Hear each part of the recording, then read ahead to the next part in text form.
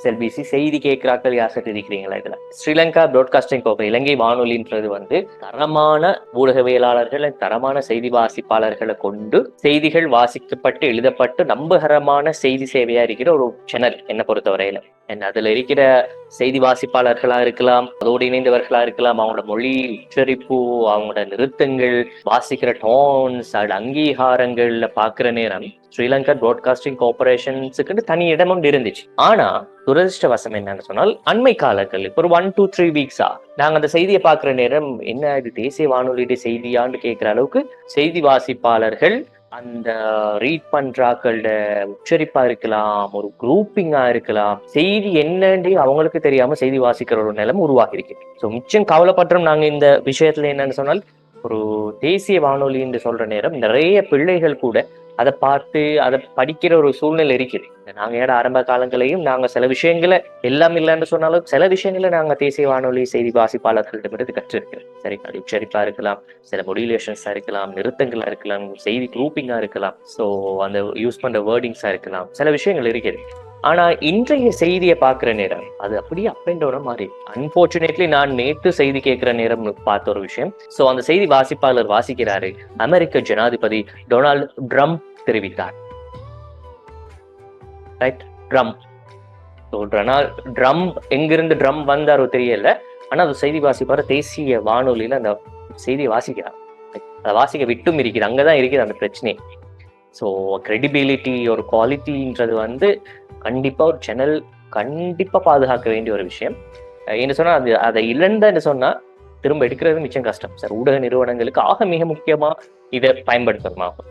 And அதே மாதிரி வானிலை சொல்ற நேரம், காலி என்ற ஒரு பிரதேசம், ரைட், நான் உங்களுக்கு சொல்லி தந்திக்கிறேன் பேர்கள் எப்படி உச்சரிக்கணும் சொல்லி. இந்த காலின்ற அந்த ஊரை வந்து காலின்னு வாசிக்கிறான்.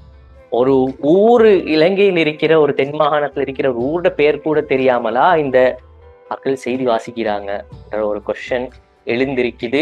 இந்த விடயம் தொடரக்கூடாதுன்றதுதான் எங்களோட எக்ஸ்பெக்டேஷன். என்ன சொன்னால், ஊடகங்களோட ப்ரெசன்டேஷன்ஸா இருக்கலாம், ப்ரெசன்டர்ஸா இருக்கலாம், நியூஸ் ரீடர்ஸா இருக்கலாம், தகுதி வாய்ந்தாக்கள் இருக்கிற நேரம் தகுதி இல்லாதாக்களை போடுறது வந்து உண்மையாவே இஷ்யூ தான். சான்ஸ் கொடுக்கணும், யங்ஸ்டர்ஸ் சான்ஸ் கொடுக்கணும், புதிய ஆக்களை சான்ஸ் கொடுக்கணும். ஆனா அவங்க அந்த தரத்தை அடைகிற நேரம் அந்த சான்ஸ் கொடுக்கணும். அப்படி இல்லைன்னு சொன்னால் ட்ரெயின் பண்றதுக்கு வேற வேற இடங்களை வச்சுக்கொள்ள வேணும். வேற வேற சின்ன நியூஸோ அவலி நியூஸோ அவங்கள போட்டு ட்ரெயின் பண்ணலாம். மெயின் நியூஸ், மெயின் புல்லட்டின் வர நேரம் அவங்க வந்து நல்ல ட்ரெயினான ஸ்டாண்டர்டான ஆக்களை தான் அந்த இடத்துக்கு அவங்க எப்பெண்ட் பண்ணணுன்றது வந்து மிக முக்கியமான ஒரு விஷயம். என்று சொன்னா, ஒரு மெயின் நியூஸ், ஒரு மெயின் புல்லட்டின்றது வந்து பலரால கேட்கப்பட்ட பார்க்கப்பட்ட ஒரு செய்தி அறிக்கை. அந்த நியூஸை சரியா கொடுக்கலன்னு சொன்னா, பிழையா வாசிக்கிறீங்கன்னு சொன்னா, அது கண்களை பேசி வேலை இந்த ஊடகங்களோட நிலைமை. ரைட். ஸோ ஆக மிக முக்கியமா இந்த விஷயங்கள் சம்பந்தமா கரிசனை எடுக்கணுங்கிற விடயத்தை நான் ஞாபகப்படுத்துறேன். இலங்கை ஒலிபரப்பு கொடுத்த அவனது செய்தி அரை செலாக்களோட நான் சம்பந்தமா பேசினேன். என்ன சொன்னா, தேசிய வானொலின்றது வந்து இந்த இலங்கை தமிழ் பேசுற எல்லாத்தையுமே ஒரு வானொலி, அதோட ஒரு குவாலிட்டி இல்லாம போறன்றது வந்து ஒரு ஊடகவியலாளரா, ஒரு ஊடக பயிற்றுவிப்பாளரா, ஒரு செய்தி வாசித்தல் சம்பந்தமா கற்றுக் கொடுக்குறாளா, எனக்கு அது தாக்கு பிடிக்கல. அதனால நான் அந்த விஷயத்தை அவங்களுக்கு எத்தி வச்சேன். என்ன சொன்ன, குறையா நான் சொல்லல, சான்ஸ் கொடுக்கதான் வேணும். ஆனா இந்த விஷயங்களை பார்த்து இந்த கிரைட்டீரியாவை தாண்டவங்களுக்கு அந்த ஆப்ஷனை கொடுக்கலாமே. ஏன்னா பிரதான செய்தின்றது வந்து மிக முக்கியமா வாசிக்கப்படணும். என்ன நிறைய பேர் கேட்கிறாங்க என்ற விடயத்தை நான் சொன்னேன். அதே தான் நான் உங்களுக்கும் நான் சொல்றேன். நான் சொல்ற சின்ன விடயம் ஒன்றா இருந்தாலும் அந்த விடயங்களை வந்து நீங்க கண்டிப்பா எடுத்து நடந்து அடுத்த ஸ்டெப் போறதுக்கு ட்ரை பண்ணுங்க.